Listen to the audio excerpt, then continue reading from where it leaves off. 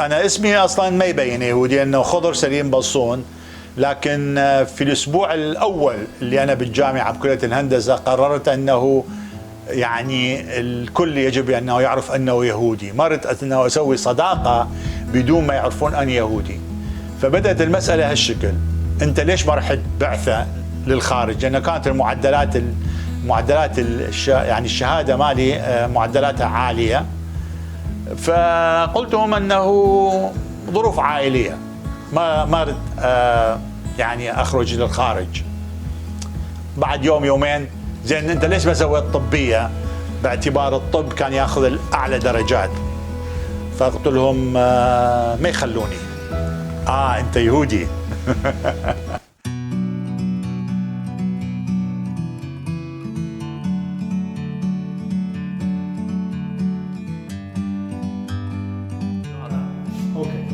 هاي حكيت الصينية، يعني تشوفها الصينية الفضية. أنا اسمي خضر بالأصل بالعراق، هنا اسمي ديفيد ابن سليم البصون. والدي كان صحفي معروف من رواد الصحافة في العراق. أنا انولدت بالعراق ب 1949 وعشت في العراق إلى 1972. بعدها خرجت من العراق وكنت بإنجلترا حوالي 20 سنة، وفي سنة 95 جيت لإسرائيل وأنا عايش في إسرائيل الآن.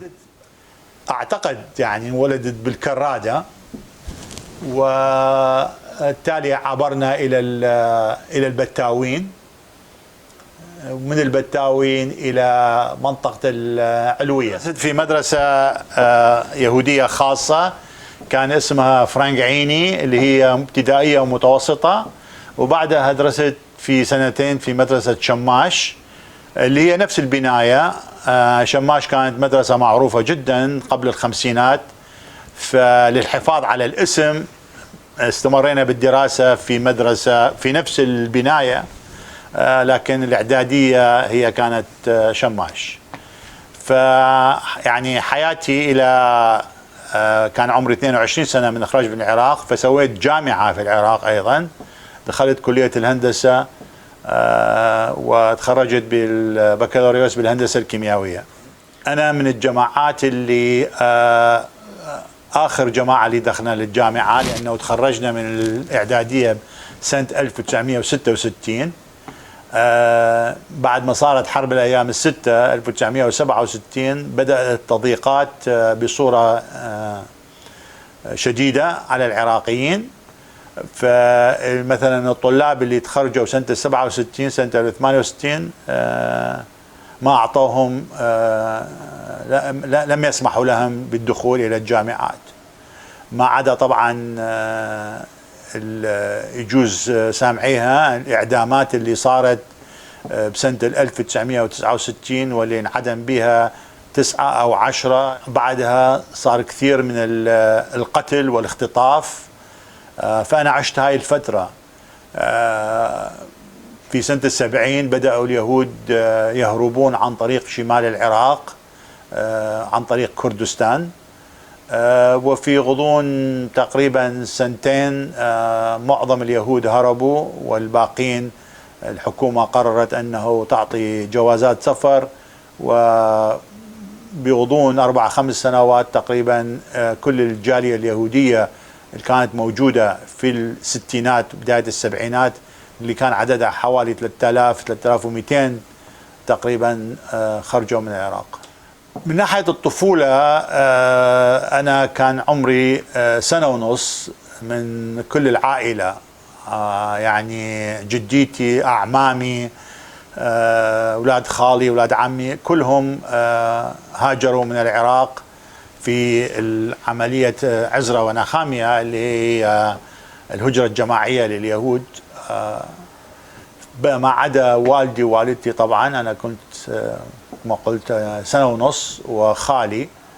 فكبرت في محيط ما عندي أهل، يعني ما عندي العائلة الكبرى.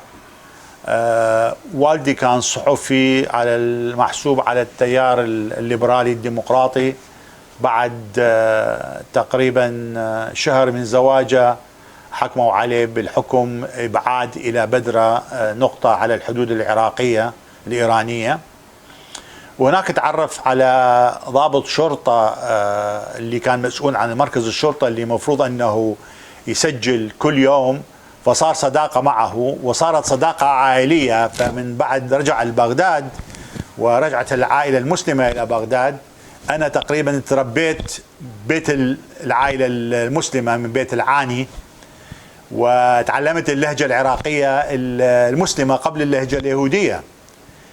فالمحيط كله كان بالنسبة لي يهودي، ما عدا الشارع اللي كنا نطلع ونلعب مع الأولاد المسلمين. أما من ناحية والدي فكان محيطه كله مسلم، لأنه بسبب الشغل عمله في الصحافة، فكل الأصدقاء كانوا مسلمين أو مسيحيين أو من كل الأطياف.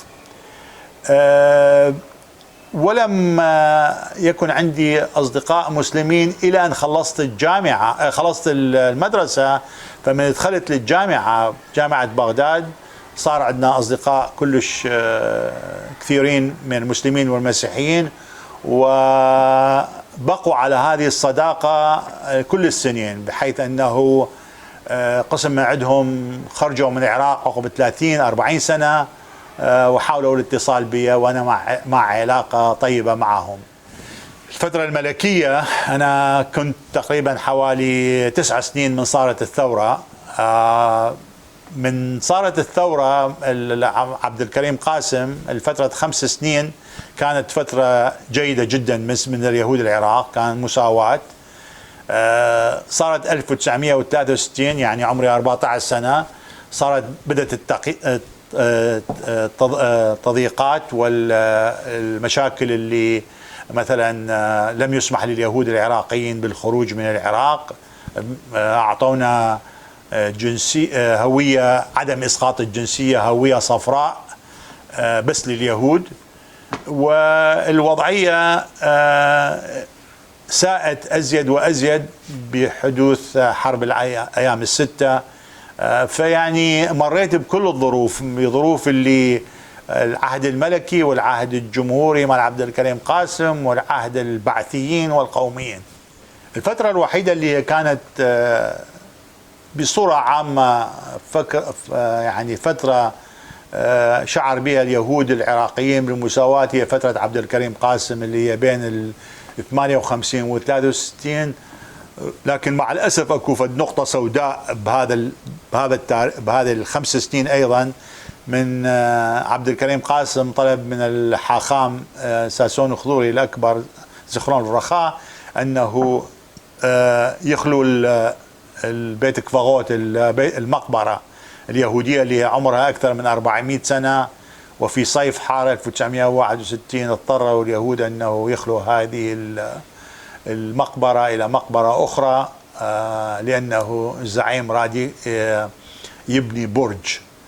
فيعني حتى بهذه الفترة اللي احنا نعتبرها فترة من أحسن الفترات أو العهد الذهبي لليهود العراق، هم كان اكو مشكلة. وكثير من اليهود العراقيين بدأوا يتشبعون بالثقافة العربية. يعني شنو الثقافة العربية؟ يعني يتكلمون باللغة العربية ويكتبون باللغة العربية.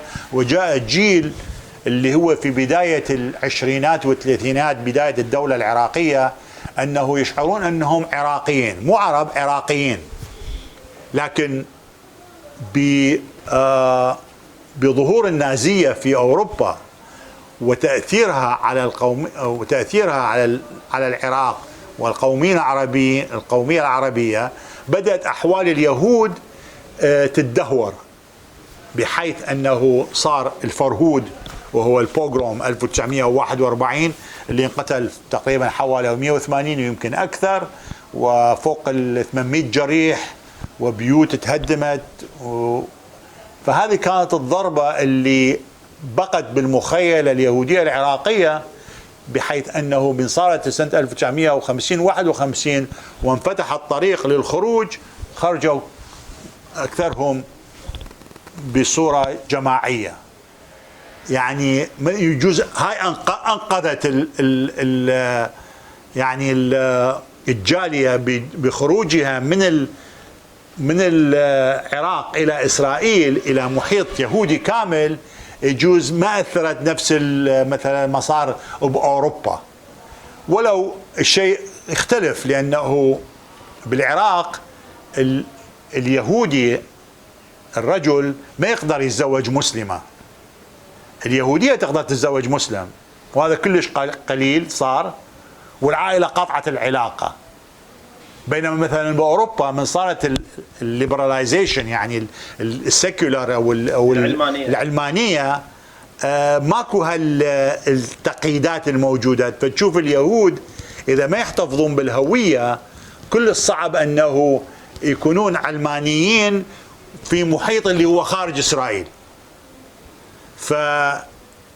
ما يصير علماني وما يلزم سبت وما عنده علاقة مع اليهودية وما يروح للصلاة.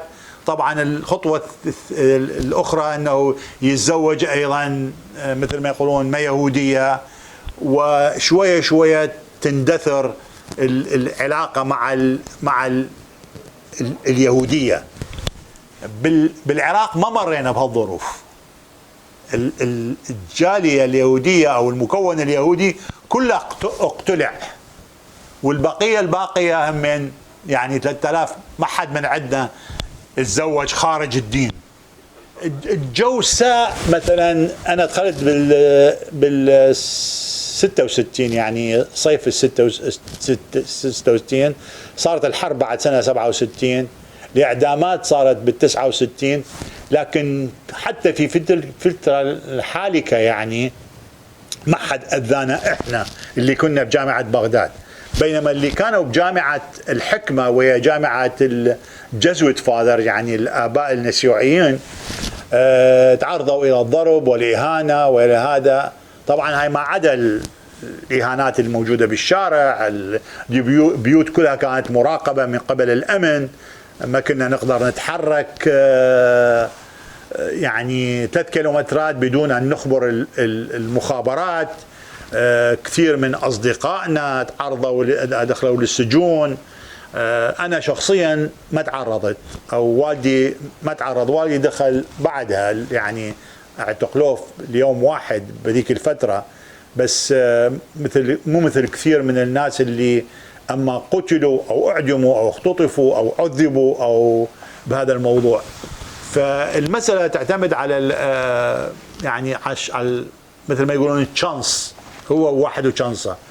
مثلا بسنة 1973 بعد ما طلعنا احنا عائلة قشقوش ذبحت، كل العائلة الخمسة، سمير وفؤاد قشقوش كانوا معي بالصف، والبنت جويس كانت مع أختي بالصف، والأب والوالد. هاي ب 73 بعد تقريبا ما بقى كثير من اليهود.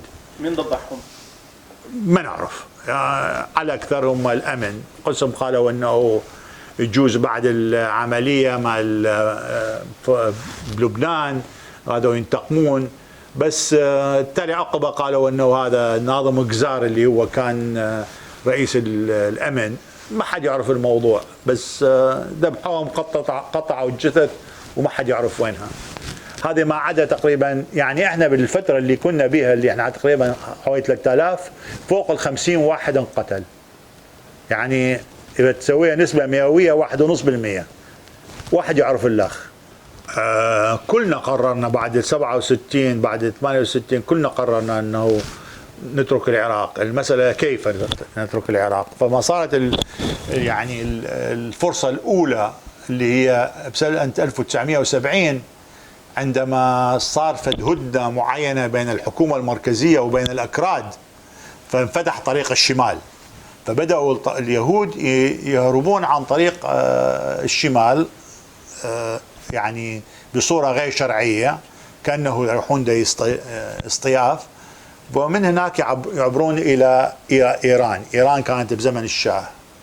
أنا في نهاية 71 في 72 طلعت بجواز سفر اللي هو عمليا همين مثل ما يقولون جواز سفر روحة بلا رجعة. ليش؟ لأنه كل من طلع بجواز بعد 3 أشهر هو يسقط إذا ما يرجع. فكانت بس مسألة أنه يعني شرعية. فبقية اليهود طلعوا بجوازات سفر في نهاية 70 71 72. والدي الكتاب ماله عن أحد الشعراء الكبار أو أكبر شاعر بالعالم العربي، الجواهري، كان والدي صديقه، فكتب كتاب عنه بقى مخطوطة لحوالي 40 سنة، وفي سنة 2013 صدر الكتاب بالعراق، ومولته وزارة الثقافة. كثير من العراقيين الآن ينظرون إلى اليهود بنظرة إيجابية، ويعتقدون أنه خروج اليهود كان هو بداية التدهور في العراق، أنه العراق خسر فد مكون أو جالية مهمة جدا اللي ساهمت في بناء الدولة العراقية في بداية القرن العشرين. وكثير من عندهم يكتبون أنه إن شاء الله يجي اليوم اللي ترجعون به، أنه نرجع للعراق. طبعا فالشعور طيب، بس هذا فد شيء غير ممكن، لأنه الجيل اللي يعرف العراق ويتقدم يعرف العربية هذا جيل تقريبا منقرض. احنا مددنا التاريخ ب20 سنة، انه معظم اليهود هم طلعوا بال50 51 لا اولادهم لا احفادهم يعرفون عربي ولا عنده علاقة بالعراق. احنا طلعنا بالسبعينات ومددناها ب20 سنة، لكن احنا من الجيل الاخير اللي عنده فد نوع من مو التعاطف بس فهم العقلية، يقدر يحكي نفس اللغة، يحكي نفس اللهجة. أنا سويت شعر على مود كأنه يشجع الانتفاضة اللي صايرة بالعراق والمظاهرات اللي موجودة بالعراق ونشرت بالفيسبوك وبالمواقع شعور غريب. ليش؟ العراق تبدل وبغداد تبدلت بصورة ما تنعرف. أنا من طلعت بغداد كان نص مليون إلى 5 ملايين. أكو مناطق مثلا المدرسة مالي، الملعب، الشوارع اللي كنا نمشي بها أحب أنا أشوفها، أو الأماكن اللي كان لازم أشوفها وما شفتها. مثلا خلينا نقول أشياء أثرية، كنا عايشين بالعراق. اوكي عايشين بالعراق، سو يوم واحد نشوفه ما شفناها. سو اكو اشياء اللي يعني انا دائما يعزموني بالعراق. انا عندي جواز سفر انجليزي سو اقدر اروح، لكن قايل كثير من الاصدقاء انا مصرح بالموضوع، انا اجي اليوم اللي هم يعرفون انه اليوم انا اسرائيلي، ما اتخفى واكون اقول انا جايب باسبورت انجليزي، معناها بعدها المسألة انه مو طبيعية. ان شاء الله يجي اليوم اللي يكون به شيء طبيعي، انه مثل ما يهودي اسرائيلي مغربي يروح للمغرب او تونسي او مصري، يجي في اليوم بلكت يهودي عراقي يقدر يزور العراق. لكن من جهة اخرى يمكن الأفضل تتذكر العراق مثل ما كان ومو مثل ما هسه. Like a bird on a tree, I'm just sitting here